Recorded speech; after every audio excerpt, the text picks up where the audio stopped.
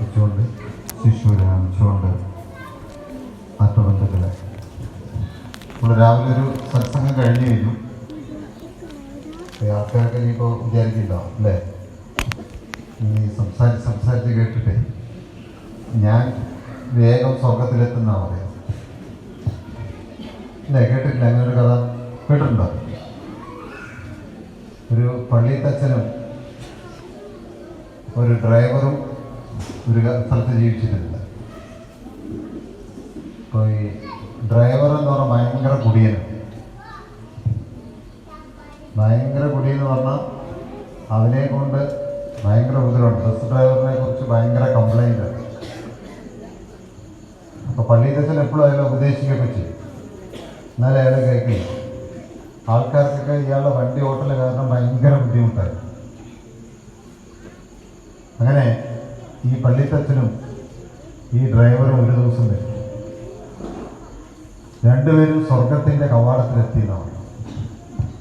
അപ്പോൾ പള്ളിത്തച്ഛന് സീറ്റൊക്കെ ഇട്ട് കൊടുത്തു. ആ കവാടത്തിൽ നിൽക്കുന്ന ആൾ ഈ ഡ്രൈവറെ ചവിട്ടി പുറത്താക്കി ഓഴക്കിടാവും നരകത്തിലേക്കുള്ള വാതിലിനെടുത്തുകൊണ്ടത്. സ്വർഗത്തിൻ്റെ കവാടം തുറന്നു വന്ന പേര് ഡ്രൈവർ ഫസ്റ്റ് സ്വർഗത്തിലേക്ക്. പള്ളിത്തച്ഛന് ഒരേ പ്രശ്നം, എന്നെപ്പോലെ തന്നെ ഇത്ര കാലം സന്യാസിയായി നടന്ന് യേശു ക്രിസ്തുവിൻ്റെ കാര്യങ്ങളൊക്കെ പറഞ്ഞ് നടന്ന എന്നെ സ്വർഗത്തിലേക്ക് കടത്തി വയ്ക്കില്ല. പിന്നെന്തേ ചെയ്യുള്ളൂ? ആരെ കയറ്റി വിട്ടു? എന്തുകൊണ്ടാണെന്ന് അറിയണം പറഞ്ഞു. ബഹളം വെച്ചപ്പോൾ ദൈവം പറഞ്ഞു, നിനക്ക് കാരണം അറിയണമെന്ന് വെച്ചു. അതെ അറിയണം.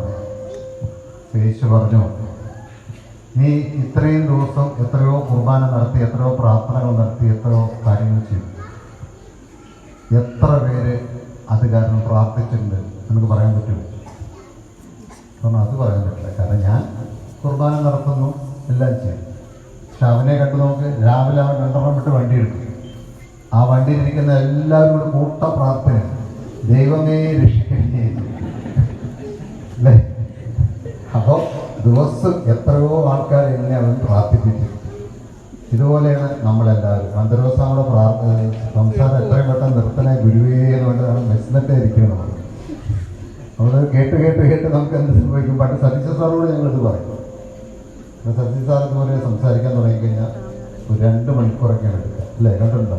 പക്ഷെ തുടക്കത്തിൽ അദ്ദേഹം പറയുന്നൊരു വാക്കുണ്ട്. എന്താണ്? എനിക്ക് ഭയങ്കര ആസ്മയുടെ അസുഖമുണ്ട്, ഭയങ്കരമായ മെഡിസിൻ ഞാൻ കഴിക്കുകയാണ്, എനിക്കധികം സംസാരിക്കാൻ പറ്റില്ല. എങ്കിലും ഈ പൗർണമിയുടെ മഹിമ കൊണ്ട് ഞാൻ 2 വാക്ക് പറയാൻ. പിന്നെ 9:30 മൂപ്പര് പിന്നെ തിരിഞ്ഞു നോക്കുക. എന്നിട്ട് പറയും, ഞാൻ കുറച്ചധികമായി, കുറച്ച് ചുടുവെള്ളം വേണം, എങ്കിലും ഈ മഹിമയിൽ ഞാൻ 1 മണിക്കൂർ, പിന്നെ 1 മണിക്കൂർ. അപ്പം നമ്മളൊക്കെ പിന്നീട് പ്രാർത്ഥിക്കേണ്ട, ദൈവമേ ഇതൊന്ന് നിർത്തിക്കിട്ടണേ. അപ്പം അതുപോലെ അല്ല, നമ്മളൊക്കെ പ്രാർത്ഥന കൊണ്ട് നമ്മളെ കടത്തിവിടരുത്. ശരിക്കും നമ്മൾ പൗർണമി എന്ന് പറയുമ്പോൾ എന്താണ് നമ്മൾ മനസ്സിലാക്കുന്നത്? ഞാൻ ഉച്ചയ്ക്ക് സംസാരിച്ചു പൗർണമിയുടെ പ്രാധാന്യത്തെക്കുറിച്ചും പൗർണമി എന്ന് പറയുന്ന സങ്കല്പത്തെക്കുറിച്ചൊക്കെ നമ്മൾ കൃത്യമായി മനസ്സിലാക്കുക. നമ്മൾ രാവിലെ പറഞ്ഞിരുന്നു, പൗർണമി പ്രാർത്ഥന നടത്തുന്നത് നമ്മുടെ പിതൃക്കൾക്ക് വേണ്ടിയാണ് അല്ലേ. ആരെങ്കിലും പിതൃക്കളെ കണ്ടിട്ടുണ്ടോ എന്നാണ് ഒരു കുട്ടി എണീച്ചെന്ന് ചോദിച്ചു. ഞാനിങ്ങനെ സംസാരിച്ചപ്പോൾ ഒരു എഞ്ചിനീയറിംഗ് പഠിക്കുന്ന കുട്ടി എണീച്ചെന്ന് ചോദിച്ചു, സ്വാമി പിതൃക്കളെ കണ്ടിട്ടുണ്ടോ? ഞാൻ പറയില്ല. ഇത് എന്ത് കണ്ടിട്ടാണ് ഇങ്ങനെ ക്ലാസ് എടുക്കുന്നത്?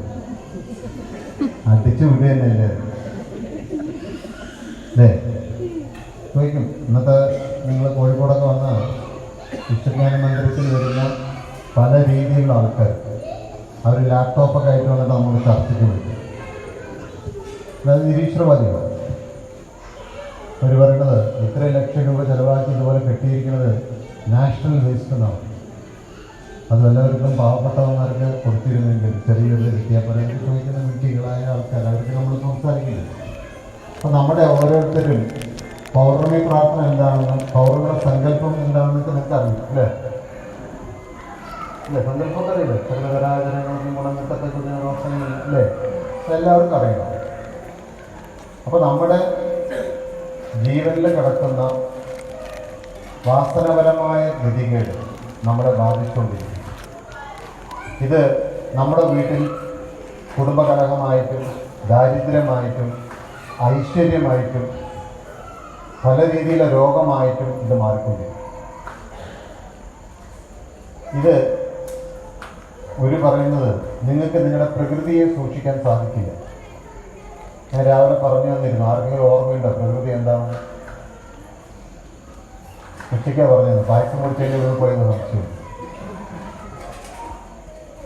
ഓർമ്മയുണ്ടോ ആർക്കെങ്കിലും എന്താണ് പ്രകൃതി എന്ന് പറഞ്ഞത്? ഗുരു ഇങ്ങനെ ഗുരുപൂജ കഴിഞ്ഞവരോടൊക്കെ പറയാറുണ്ട്, നിങ്ങൾക്ക് ഏത് ജീവിതമാണെങ്കിലും നയിക്കാം, പക്ഷെ നിന്റെ പ്രകൃതി നിങ്ങൾക്ക് എടുത്തു, എനിക്കൊന്നും ചെയ്യാൻ പറ്റും. ഇതാണ് ശ്രീനാരായണ ഗുരു ഒരുക്കി. എന്താണ് ഈ പ്രകൃതി പറഞ്ഞത്? രാവിലെ പറഞ്ഞ ആർക്കും ഓർമ്മയുണ്ടോ? പായസം കുറച്ച് കുറയ്ക്കണം. സത്യ രാവിലെ പറഞ്ഞൊന്നും ഓർമ്മയില്ല. നമുക്ക് ഓരോ വ്യക്തിക്കും പ്രകൃതി, ആ വ്യക്തി ചേർന്ന് ജീവിക്കുന്ന കുടുംബത്തിൻ്റെ പ്രകൃതി, ഭാര്യ, ഭർത്താവ്, മക്കള്, ആ ചേർന്ന ആ കുടുംബത്തിൻ്റെ പ്രകൃതി. അതിൽ ഗുരു പറയുന്നത് 3 പേരാണ് അതിലുള്ളത്. ഒന്നാമത്തത് നമ്മുടെ പിതൃക്കളാണ്, രണ്ടാമത്തത് നമ്മൾ ആരാധിച്ചതാണ്, മൂന്നാമത്തത് നമ്മുടെ ജീവന്റെ പഴക്കമാണ്. ഇത് 3 കൂടി ചേർന്നാണ് നമ്മളെ ക്ഷണിച്ചത്. നിങ്ങൾ ഇന്ന് രാവിലെ അവിടെ വരാതിരുന്നതും ഉച്ചയ്ക്ക് വരാതിരുന്ന ആരാ കാരണം? ഇവൻ. നാളെ നിങ്ങൾ യൂട്യൂബിൽ നിന്ന് ശാന്തിഗിരിയെ കുറ്റം പറയുന്ന ആരാ? ഇവൻ. ഈ 3 പേരിൽ ആരെങ്കിലും ഒരാള് നമുക്കെതിരായ നമ്മൾ കുഴപ്പം. പിന്നെ നമ്മളെന്ത് പറയും? ഇവിടെ ഒന്നും ശരിയല്ല, ഇവിടെ വന്ദരൂപസ്വാമി ശരിയല്ല, ഇവിടുത്തെ പ്രസിഡന്റ് ശരിയല്ല, അവർ ശരിയല്ല, ഇതിന് ശരിയല്ല, ഒന്നും ശരിയല്ല. കാരണം ഈ 3 എണ്ണമാണ് നമ്മളെപ്പോഴും ഈ ഗുരുവുമായി അടുപ്പിച്ച് കൊണ്ടുപോകും. നിങ്ങളുടെ ബിസിനസ് ചെയ്യുമ്പോഴും ഇത് തന്നെയാണ് നിങ്ങളുടെ കാര്യം. നിങ്ങളുടെ വീട്ടിൽ ബഹളം ഉണ്ടാക്കുന്ന ഈ 3 പേര്. അതുകൊണ്ടാണ് ഗുരു പറയുകയുണ്ടായി, ഈ 3 പേരെ നിങ്ങൾ സൂക്ഷിച്ചോ. അത് സൂക്ഷിക്കാൻ ഏറ്റവും പ്രധാനമായി നിൽക്കുന്ന പ്രതിക്കളാണ്. എന്ന് വെച്ചാൽ നമ്മുടെ DNA ആണ്, അല്ലെങ്കിൽ ക്രോമസോമാണ്, അല്ലേ? നമ്മുടെ ജീവന്റെ എല്ലാ രഹസ്യങ്ങളും സൂക്ഷിക്കുന്ന DNA ആണ്. ആ പ്രതിക്കള് നമ്മളെപ്പോൾ വേണമെങ്കിലും തിരിച്ചു, നല്ലതുകൊണ്ടായാലും ചീത്തയുണ്ടാവും. അതിനെ കൃത്യമായി സൂക്ഷിക്കാൻ സാധിച്ചാലേ നമ്മൾ ബിസിനസ്സിലായാലും ശരി, പഠിക്കുമ്പോഴായാലും ശരി, ജോലി ചെയ്യുമ്പോഴായാലും ശരി, രോഗം വരുമ്പോഴായാലും ശരി, ഇതാണ് നമ്മളെ വീട്. ഇതിനെ സന്തുലനം ചെയ്ത് നിർത്താൻ ഏറ്റവും നല്ല സമയം പൗർണമിക്കാണെന്ന് നമുക്ക് പറയാം. കാരണം നമ്മൾ ഇത്ര കാലം പ്രാർത്ഥിച്ച എപ്പോഴായിരുന്നു? ഇരുട്ടിലായിരുന്നു. എന്നായിരുന്നു ഇരുട്ട്? അമാവാസി. ഞാൻ രാവിലെ അതിനെക്കുറിച്ച് സംസാരിച്ചു. അന്ധകാരത്തിൻ്റെ ദിവസങ്ങളിലാണ് നമ്മളെ പ്രാർത്ഥിപ്പിച്ചിരുന്നത്. അപ്പം അതിൽ പെട്ടുപോയി 7 തലമുറ കഴിഞ്ഞ് വന്നപ്പോൾ നമുക്കെന്തില്ല? അറിവില്ല. നമ്മൾ എന്ത് ചെയ്താലും ശരിയായി വരുന്നില്ല. എന്ത് പ്രശ്നങ്ങളും നമുക്ക് തരണം ചെയ്യാൻ പറ്റുന്നില്ല. ചിലത് നമുക്ക് ഐശ്വര്യം പോലെ വന്നാലും കുറച്ച് കഴിയുമ്പോൾ അത് നമ്മളെ നിൽക്കാതെ പോകുന്ന ഒരു ഗതികയാണ്. ഇത് ഗുരു പറഞ്ഞത് ഭൂമിയും ചന്ദ്രനും സൂര്യനുമായി വരുന്ന സന്തുലനാവസ്ഥയിൽ വരുന്ന ഒരു വശമാണ് പൗർണമി. ഈ സമയത്താണ് ഇതിനെ സന്തുലനം നിർത്താൻ പറ്റുന്ന ഗതികേട്. എന്നാ ഗുരു പറഞ്ഞത്, ഭൂമിയുടെയും ചന്ദ്രൻ്റെയും തന്നെ എത്ര മണ്ഡലമുണ്ടെന്ന് നിങ്ങൾക്ക് അറിയുമെന്നില്ല. ഈ ഇതിൻ്റെ ഇടയിലൊക്കെ നമ്മുടെ ശക്തം കെട്ടി നിൽക്കുന്ന, ഊർജമായി നിൽക്കുന്ന നമ്മുടെ ബന്ധുക്കളാണ്. ഇതിനാണ് ഗുരു അന്തരീക്ഷ മലിനീകരണം എന്നൊക്കെ പറഞ്ഞു. ഇതിന് ശുദ്ധീകരണം കൊടുക്കണമെങ്കിൽ ആർക്കേ പറ്റൂ?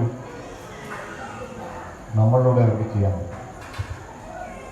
അതുകൊണ്ടാണ് നമ്മളെ അവര് ഗുരുവിൻ്റെ അടുത്തേക്ക് കൊണ്ടുവരികയും അകറ്റുകയും ചെയ്യാവുന്ന ഒരു മനസ്സ് നമുക്ക് തരും.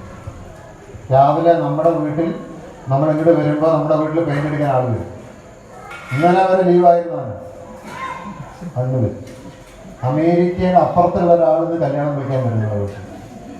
അപ്പം നിങ്ങളെ ഇതിനെ വട്ടത്തേക്ക് ഇത് നിങ്ങൾ മനസ്സിലാക്കുകയോ ഇതിനെ സൂക്ഷിക്കാനുള്ള ഒരു അറിവ് ഗുരു നമുക്ക് തന്നു. അത് ആ ഗുരുവാണിക്ക് രാവിലെ ഞാൻ വായിച്ചു. സമയമില്ലാത്തതുകൊണ്ട് ഞാൻ നീട്ടി പറയാതെ കുരുക്കി പോകണം. മുംബൈയിലെ ആരാധന ഇന്നുണ്ട്. അപ്പോൾ നമ്മൾ മനസ്സിലാക്കേണ്ടത്, നമ്മുടെ ഒരു ജീവൻ ഈ ഭൂമിയിലേക്ക് വരുന്നത് സൂര്യൻ്റെ പ്രകാശത്തിൻ്റെ ഊർജം കൊണ്ട് അത് ചന്ദ്രമണ്ഡലത്തിൽ ചെന്ന് വീണ് അവിടെ നിന്ന് അത് ഭൂമിയിലേക്ക് വരുന്നു എന്നാണ്. ഇതിനെ സയൻസുകാർ കണ്ടെത്തിയിട്ടുണ്ട്. അതിൻ്റെ പേരാണ് ന്യൂട്രോൺസ് എന്ന് പറയും. ദൈവകണം എന്നാണ് ഇതിന് വിളിക്കുന്നത്. ഇത് സ്വീഡനിൽ ഒരു ട്യൂബിലൂടെ കൊണ്ടുപോയി ഇടിപ്പിച്ച് നോക്കുക, സ്ട്രിങ് തിയറിക്ക് വേണ്ടി. അത് തേനിയിൽ ചെയ്യണമെന്ന് ജയലളിത തീരുമാനിച്ചിരുന്നു. പക്ഷേ ഇന്ത്യൻ ഗവൺമെൻറ് ബാൻ ചെയ്തുകൊണ്ട് സംഭവിച്ചില്ല. ബിഗ് ബാങ് തിയറിയൊക്കെ അങ്ങനെയാണ് വരുന്നത്. അതൊക്കെ വലിയ കാര്യമാണ്. അത് നമ്മൾ നോക്കണം. അപ്പോൾ ഈ ജീവന്റെ ഈ കണങ്ങൾ ഭൂമിയിലേക്ക് വരുന്ന ഏറ്റവും കൂടുതൽ സമയം ഏതാ? പൗർണമി ദിവസമാണ്.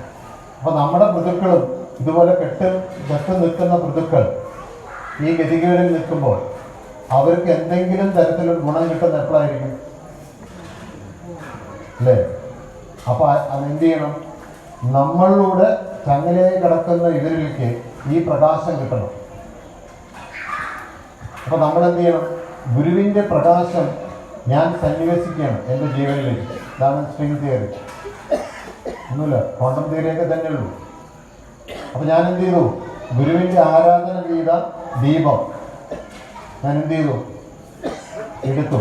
എന്നിട്ട് എന്ത് ചെയ്തു? അത് ആരുടെ പ്രകാശമാണ്? ഗുരുവിൻ്റെ നവൊരു ജ്യോതിസ്വരൂപനായ ഗുരുവിൻ്റെ പ്രകാശമാണ്. അത് ഞാൻ എന്ത് ചെയ്തു? എൻ്റെ പഞ്ചേന്ദ്രിയങ്ങളിലൂടെ എൻ്റെ പഞ്ചകോശത്തിൽ ഇരിക്കുന്ന ജീവനിലേക്ക് കൊടുത്തിട്ട് ഈ ജീവനുമായി ബന്ധപ്പെട്ട് നിൽക്കുന്ന എൻ്റെ പൃഥുക്കൾക്കും ആരാധനയ്ക്കും എൻ്റെ ജീവനെയും ഞാൻ കറക്റ്റ് ചെയ്യും. ഈ സമയത്ത് നമുക്ക് കാഴ്ചയില്ല, കാഴ്ചയുള്ളവർ കാണുന്നില്ല സംഭവം. അതുകൊണ്ടാണ് കടം കയറി നിൽക്കുന്നവരോട് ഗുരു പറയും, എടാ നീ കുമ്പോടും. ദരിദ്രരിൽ ദരിദ്രനായ നാരായണക്കല്ലായി നിൽക്കുന്നവരോട് പറയും, എടാ ദീപവും കുംഭം എടുത്ത് പൗർണമിക്ക് നീ പ്രാർത്ഥിക്കും. കാരണം നിന്നെ ഈ വട്ടത്തിരിക്കുന്ന ആരാ? തെറ്റായ രീതിയിൽ നമ്മുടെ ബിസിനസ് ചെയ്യിപ്പിക്കുകയും തെറ്റായ രീതിയിൽ കടമെടുപ്പിച്ചതാരാ? നമ്മുടെ പ്രകൃതിയെ. ഇവനെ നീ ശരിയാക്കണം. അതിന് നീ എന്ത് ചെയ്യണം? പൗർണമിക്ക് ഈ സമയത്ത് നീ പ്രാർത്ഥിക്കണം. ഇതേപോലെ തന്നെ നമ്മളെപ്പോലെ തന്നെ സഹജമാർഗക്കാരും സദ്ഗുരുവിൻ്റെ ആൾക്കാരും പ്രാർത്ഥിക്കും. ഞാൻ സദ്ഗുരുവിനോട് സംസാരിക്കുമ്പോൾ പറഞ്ഞത്, ഈ 7 ചക്രങ്ങളിൽ അതിവേഗതയിൽ ജീവനെ ഉയർത്താൻ പറ്റുന്ന ദിവസമാണ് പൗർണമി. കാരണം ഇറക്കത്തിലൂടെ വണ്ടി ഓടുന്നത് പോലെ ഈ 3 ഗ്രഹങ്ങളും ഒന്നിച്ച് ഇതിനെ ഈ ഭൂമിയിൽ ഒരു മാഗ്നറ്റിക് ഫീൽഡ് ഉണ്ടാക്കുന്ന സമയത്ത് എൻ്റെ ജീവനെ ഉയർത്താൻ പറ്റുന്നതുകൊണ്ട് ആ ദിവസം ഒരു ഉറക്കമൊഴിച്ച് ധ്യാനിക്കും നമ്മളെപ്പോലെ തന്നെ. അപ്പോൾ ഗുരുവിന് ഈ കാര്യങ്ങൾ കിട്ടിയത് 1973-ലാണ്. അപ്പൊ ഈ പ്രകാശമാവുന്ന ഗുരുവിന്റെ ധർമ്മം നിങ്ങൾ ഒരു കടം തുലയ്ക്കുന്ന പോലെ എടുത്തിട്ട് കാര്യമില്ല. 6:45 ഓടി വന്ന് ഇവിടെ പുഷ്പം അത് എഴുതിയിട്ട് ദീപം കൊടുക്കണമല്ല നമ്മുടെ യഥാർത്ഥം. എങ്ങനെയാണ് വ്രതം കൊടുക്കേണ്ടതെന്ന് രാവിലെ നമ്മൾ വായിച്ചിരുന്നു. തലേ ദിവസം ഒരിക്കലെടുത്ത് ഇന്നേ ദിവസം മുഴുവൻ ആശ്രമത്തിൽ നിന്ന് പ്രാർത്ഥിച്ച് ഇന്ന് നമ്മൾ ദീപം കൊടുത്ത് സമർപ്പിക്കണം. ദീപം കൊടുക്കുന്ന ഒരു ചടങ്ങാക്കി കഴിഞ്ഞാൽ എന്താവും? അതൊരു ചടങ്ങ് മാത്രമാണ് അല്ലേ? ഓരോ ചടങ്ങാണ്. നമുക്ക് ദീപം കൊടുത്ത് കഴിഞ്ഞാൽ അതുകൂടെ ഇങ്ങനെ കൊണ്ടുവന്ന് കൊടുത്തു കഴിഞ്ഞു. അത് ചടങ്ങാണ്. അതിൻ്റെ ഉള്ളിലിരിക്കുന്ന ആത്മീയത അവിടെയാണ് നമ്മൾ ഗുരു കാണിച്ചു തരുന്നത്. ശക്തമാകുന്ന ശരീരത്തിൽ അരിയാവുന്ന പഞ്ചകോശത്തിലൂടെ തേങ്ങ എന്ന് പറയുന്ന അല്ലേ ആത്മധർമ്മത്തിൽ വന്നിട്ട് ദീപപ്രകാശത്തെയാണ് ഗുരു കാണിക്കുന്നത്. ഇത് ദൈവം കാണിച്ചു കൊടുക്കാം. ഇത് അങ്ങനെ നമ്മളുണ്ടാക്കിയതല്ല, നമ്മൾ വിചാരിക്കൊക്കെ നമ്മളുണ്ടാക്കിയതാണ് അല്ല. ഇതിൻ്റെയൊക്കെ കാരണം ശിഷ്യഗുരു വളരെ ഗംഭീരമായി പറഞ്ഞു തന്നിട്ടുണ്ട്. ആ ദർശന വശത്തിൽ എങ്ങനെ കണ്ടു, എങ്ങനെയാണ് ദീപം ഉണ്ടായത്, എങ്ങനെയാണ് കുംഭം ഉണ്ടായത്, അതെങ്ങനെയാണ് ഗുരു തിരുത്തി തന്നത്, അതെങ്ങനെയാണ് ഈ ദീപം എടുക്കണമെന്നെല്ലാം ശിഷ്യഗുരു വളരെ ഗംഭീരമായി പറഞ്ഞു. അതിപ്പോൾ സമയമില്ലാത്തതുകൊണ്ട് ഞാൻ നീട്ടി സംസാരിക്കുന്നു. അപ്പം നമുക്ക് എപ്പോഴും നമ്മുടെ ജീവന്റെ ഗതിവിധികൾ അനുസരിച്ച് ശാന്തിഗിരിയിൽ നമുക്ക് നിൽക്കാൻ പറ്റും. ശാന്തിഗിരിയിൽ വന്നുകൊണ്ട് നിങ്ങൾ നാളെ വലിയ സുഖമായി ജീവിക്കുന്നു ഞാൻ പറയില്ല, എൻ്റെ അനുഭവത്തിലില്ല. സമ്പൂർണ്ണ ഗുരുവാണി 74-ാമത്തെ പേജ്, 88-ാമത്തെ പേജ്, 96-ാമത്തെ പേജിൽ ഗുരു പറയുന്നത് കട്ടിക്ക് വേദന വരുന്നവർ. സത്യം ഞാൻ പറഞ്ഞല്ല കേട്ടോ, ഗുരു പറഞ്ഞു. അതൊരു ആ ദുഃഖം നിങ്ങൾ അമൃതായി എടുക്കണം. അതെന്താണ് അതിൻ്റെ കാരണം? നമുക്ക് നമ്മുടെ ജീവന്റെ ഗതിവിധികൾക്ക് തടസ്സമായി നിൽക്കുന്നത് നമ്മുടെ സമ്പത്താണെങ്കിൽ ഗുരു എന്ത് ചെയ്യും? ആ സമ്പത്തിന് നിന്ന് കളയും. പങ്കജിന്റെ കഥയും അങ്ങനെ ഒരുപാട് പേരെ കഥ എനിക്ക് പറയാനില്ല, ഞാൻ ഇപ്പോൾ പറയുന്നില്ല. ചിലത് നമ്മുടെ ജീവന് തടസ്സമായി നിൽക്കുന്നുണ്ടെങ്കിൽ ചിലവരെയൊക്കെ ഉപേക്ഷിക്കുന്നു, ബോട്ടറാവും, ചിലതൊക്കെ വേണ്ട വയ്ക്കാൻ പറ്റും. ഇതെല്ലാം ഗുരുവിൻ്റെ ദീർഘവീക്ഷണം കൊണ്ട് നടക്കുന്ന. അതാണ് ഗുരുവിൻ്റെ ആദ്യകാലങ്ങളിൽ ഞങ്ങൾ പോയപ്പോൾ ഗുരു പറഞ്ഞ കാര്യം. എല്ലാ ആചാര്യന്മാർക്കും 3 കാര്യമേ കിട്ടിയിട്ടുണ്ട്. എന്താണ് 3 കാര്യം? ജനിക്കുക, ജീവിക്കുക, മരിക്കുക. അതിന് നമ്മൾ എന്താ വിളിക്കുക? ത്രിമൂർത്തി സമ്പ്രദായം എന്നാണ് പറയുന്നത്, അല്ലേ? എന്നിട്ട് അതിനെന്ത് ചെയ്തു? നമ്മളെ ചില പണ്ഡിതന്മാരെല്ലാം കൂടി ചേർന്നിട്ട് 3 മതത്തിനെ അതിൻ്റെ അടിയിൽ കൊണ്ട് വെച്ചു. ശിവന്റെ മതം, വിഷ്ണുമതം, അല്ലേ, ബ്രഹ്മമതം. 4ാമത്തെ ഒന്നുണ്ട്, അതാർക്കും അറിയില്ല. ഞാൻ രാവിലെ ഞങ്ങൾ സംസാരിച്ചിരുന്നു. 4ാമത്തെ മതം എന്താ? 4ാമത്തെ വഴി രാവിലെ പറഞ്ഞൊന്നും ഓർമ്മയില്ല ആർക്കും. 4ാമത്തത് നമ്മുടെ ദിവസം കരുണാകരയിലും എന്താ പറയുന്നത് ഗുരുവിനോട്? ജനിമൃതി ഹരണം കരുണാകരജ. എനിക്ക് ബെൻസ് കാർ വേണ്ട, ബോഡി കാർ വേണ്ട, ഭാര്യ വേണ്ട, കുട്ടികൾ വേണ്ട, വീട് വേണ്ട, ബിസിനസ് വേണ്ട, എന്ത് മതി? അങ്ങനെയാണ് നാളെ കരുണാകരയിൽ എല്ലാ ആരും ഉണ്ടാവില്ല. അവിടെ അല്ലേ? ഇപ്പൊ നമ്മള് മുംബൈയിൽ ആരാധനയിൽ നമ്മള് സമർപ്പിക്കും. ഇങ്ങനെ സമർപ്പിക്കാം: അസതോമ സമസ്തോമ മൃത്യോമ. എന്താ അതിന്റെ അർത്ഥം?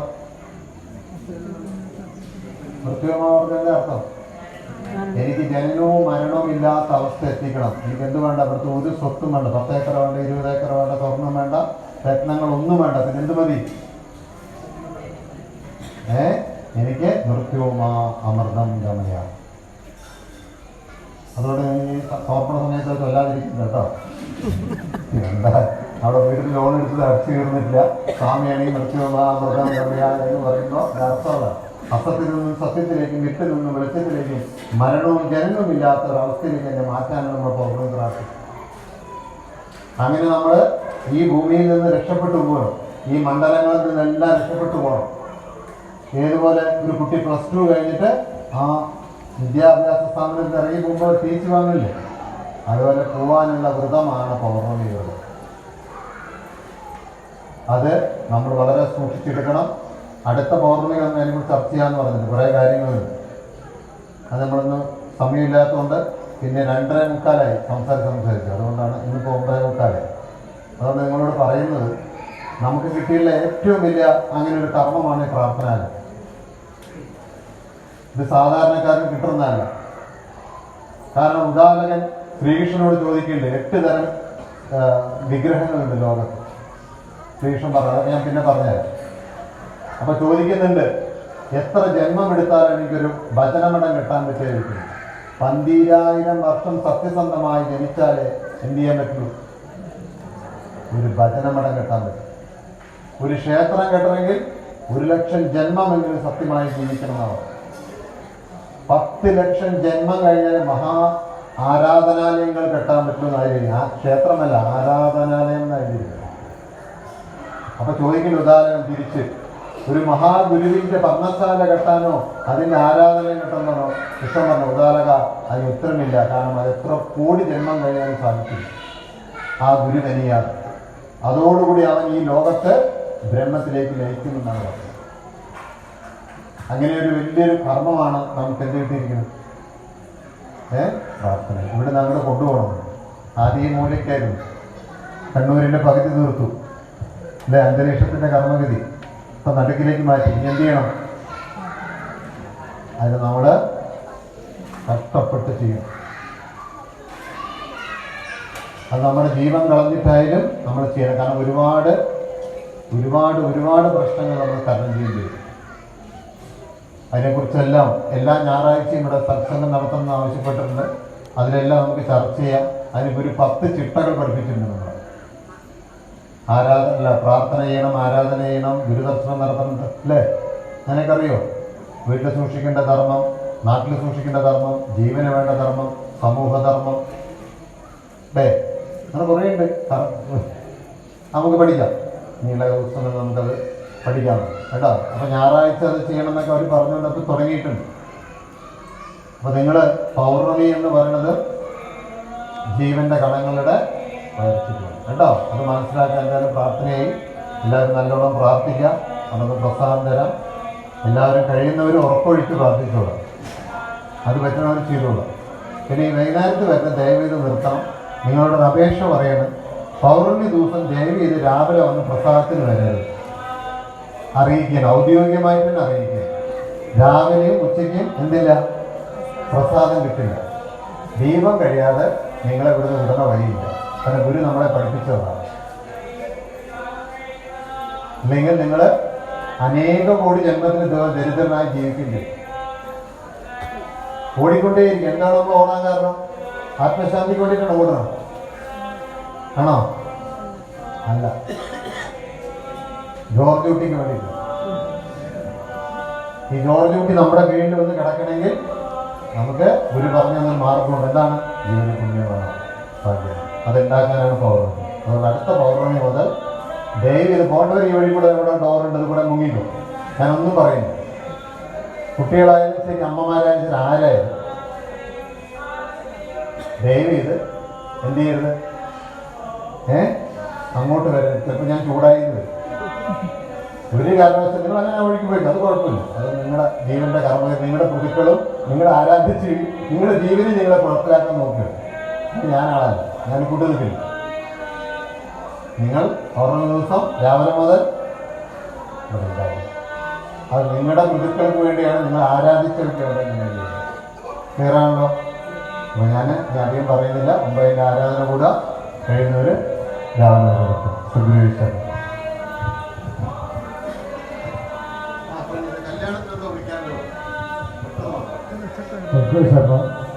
എൻ്റെ പേര് നന്ദകുമാറാണ്. എൻ്റെ